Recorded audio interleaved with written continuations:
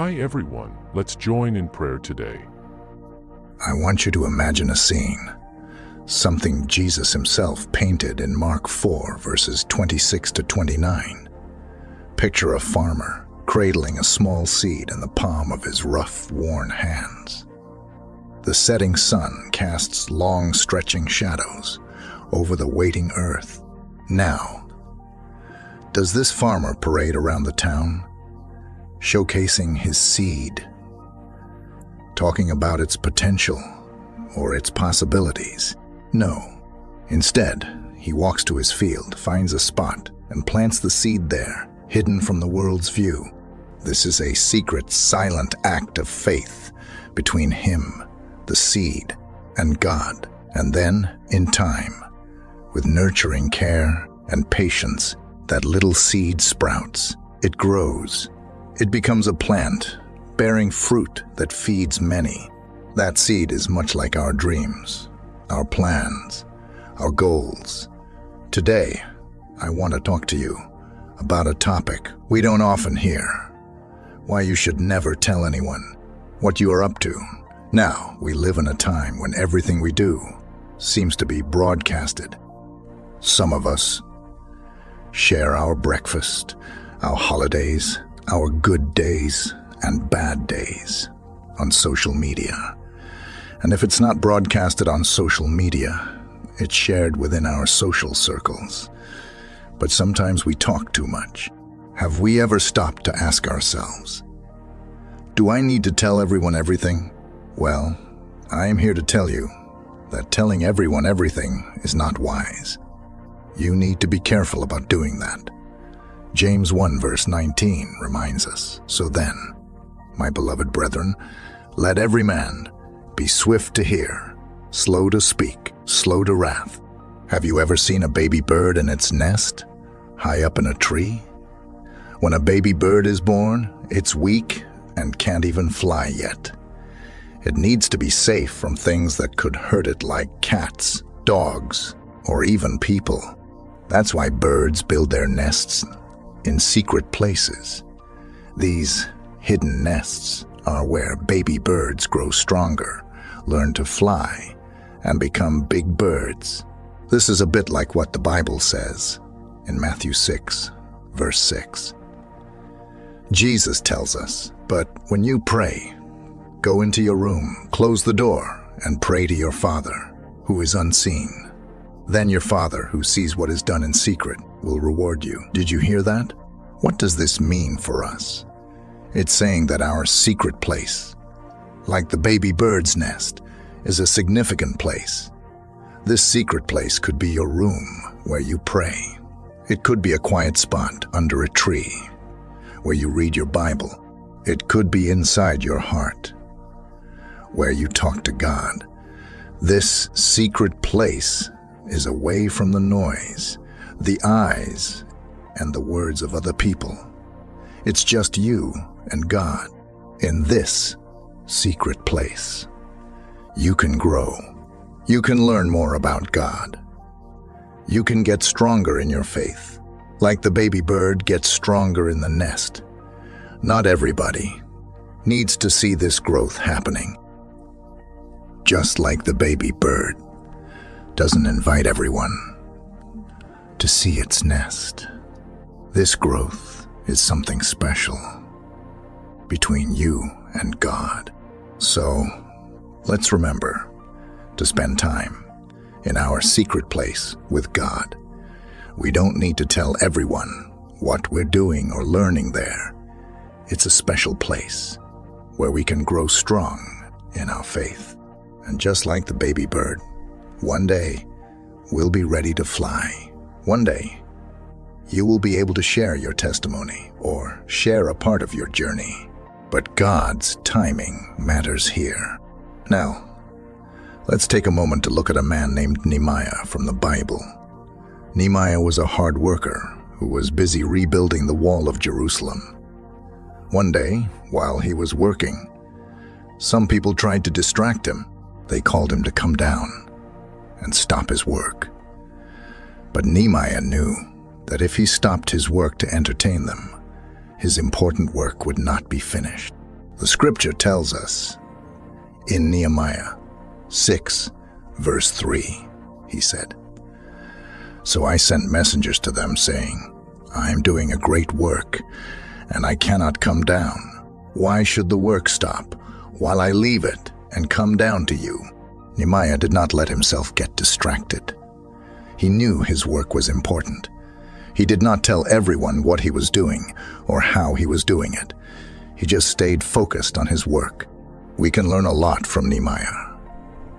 Sometimes we allow people to distract us too easily. Sometimes when we tell people about our plans or what we are doing, they may try to distract us. They may not even understand, or they may say things that make us feel bad or confused. But we could avoid all of that. This is why sometimes it may be a good idea to keep our plans to ourselves. Keep out the distractions. It may hinder your success. Remember, when you have something important to do, it's okay to keep it between you and God. You don't have to share it with everyone.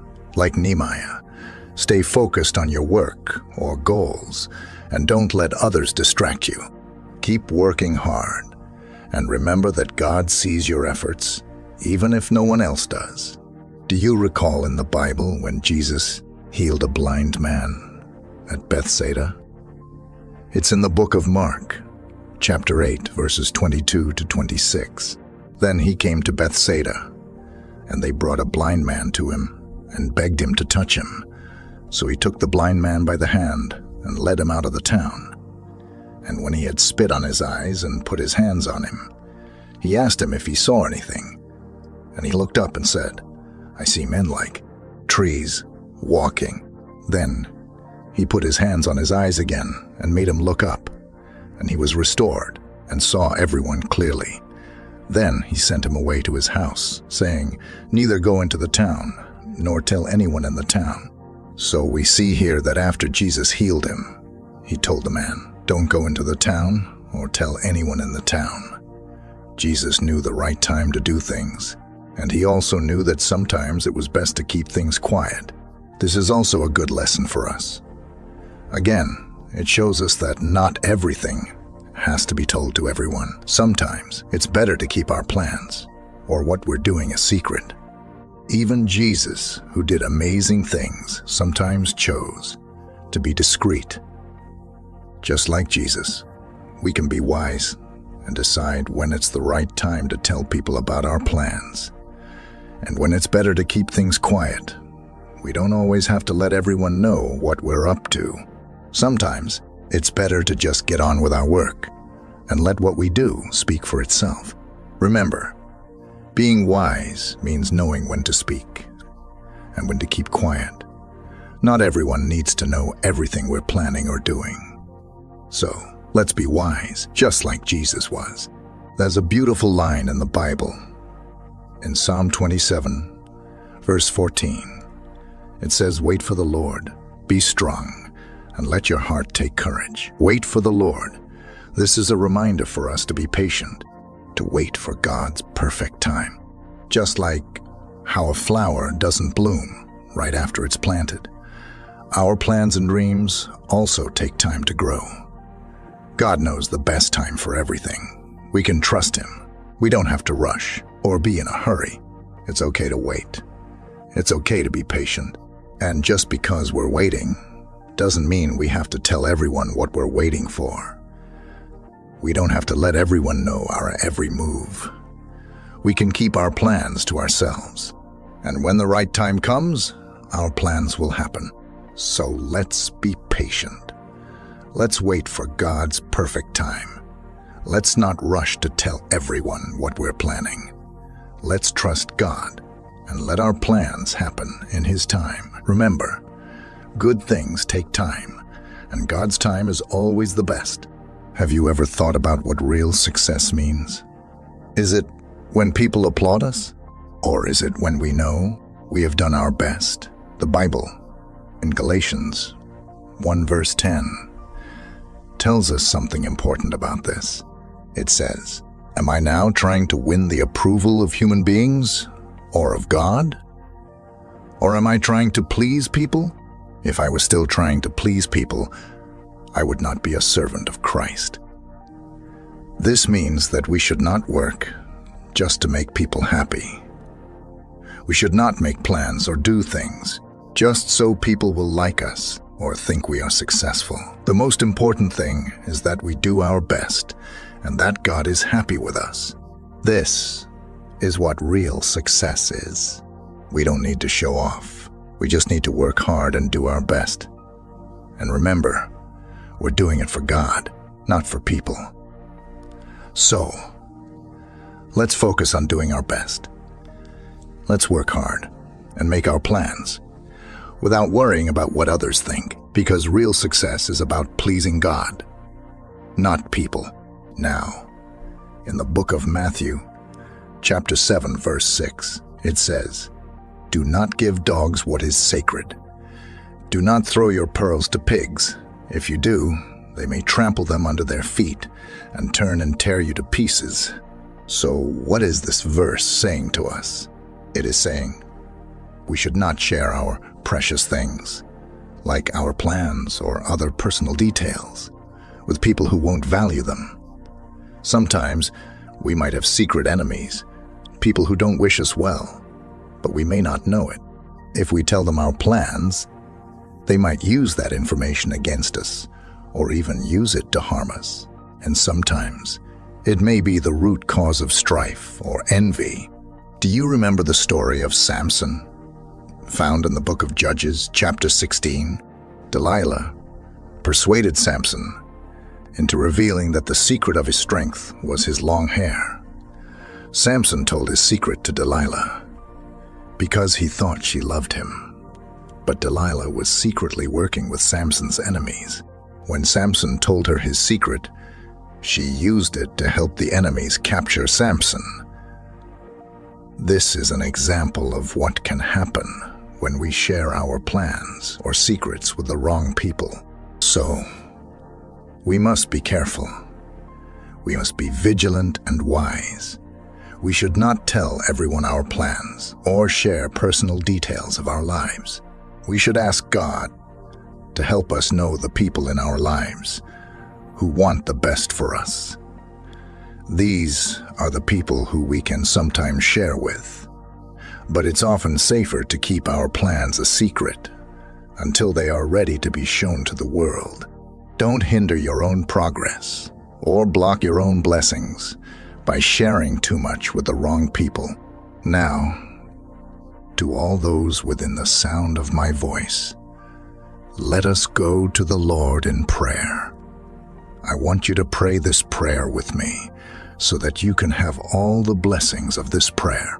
Let us pray to our gracious and loving God. Dear Heavenly Father, you are great. You are the creator of heaven and earth. Lord, your wisdom and power are unmatched. I praise you and glorify your holy name. I come before your throne of grace today, thankful for your grace and mercy towards me and my loved ones. Lord, I am grateful for your love for us, and I am grateful for your presence in our lives. Father, you are my guide. You are my protector, my comforter, and my strength. Lord, as I journey through life, I lift up all my plans, my dreams, and my ambitions to you. I pray for the wisdom and discernment to know when to reveal my plans and when to keep them to myself. Direct my steps, dear Lord, and may you help me to make decisions that bring glory and honor to your name. May my actions, my words, and my decisions be pleasing to you, reflecting your love, your wisdom, and your righteousness. Lord, as I also bring the people that I care about before you today, I pray for your arms of protection over us. Shield us from distractions, unnecessary criticisms, and any schemes of the enemy that are meant to bring us down. I declare in the mighty name of Jesus that no weapon formed against us shall prosper. I stand firm against any plans of the enemy to distract or discourage us, and I rebuke such plans in the mighty name of Jesus. Heavenly Father, I cover myself and my loved ones with the precious blood of Jesus. I plead the blood of Jesus over our plans, our dreams, our health, our finances, and our hopes. I declare that they are safe and secure in your hands. Lord, I come against every spirit of fear and doubt that threatens to pull me away from your will. In the name of Jesus, I rebuke the spirit of discouragement as I place my trust and confidence in you. Lord, I thank you that those that are with me are more than those that are against me. Lord, I am grateful that you are always by my side and that you will guide, protect, and bless me in all my endeavors. Father, I also pray for patience to wait for your perfect timing in all things. I rebuke the spirit of impatience in the name of Jesus. Lord, I am thankful that your timing is perfect and that in your time, everything will fall into place beautifully and perfectly. Lord, I thank you for a deeper understanding of what true success really means. May my loved ones and I never seek validation from the world, but from you, our God. Lord, help us to strive to please you in all that we do. I declare that as we work diligently and trust in you, success will be our portion, according to your will. Father, you are my rock, my fortress, and my deliverer. I love you, Lord, and I surrender to your perfect will. Thank you, Lord, for hearing and answering my prayer. I pray all this in the precious and mighty name of Jesus Christ. Amen. If you were blessed by this message, type the word Amen in the comments section below. You can help us to reach more persons and spread the gospel. You can do this by sharing the video with a friend or family member and by clicking the like button. Also, remember to subscribe to the channel for more videos that will bless your heart and uplift your spirit. We appreciate all your support. You're blessed to be a blessing. Please feel free to leave your prayer request in the comment section so that we can present them before God for your blessings and victory, and so that other believers on the YouTube platform and all over the world can stand in agreement with you right now. To God be all the glory. I declare that all the blessings of this prayer are now upon you in the name of Jesus. May the grace and peace of our Lord Jesus Christ be with you all.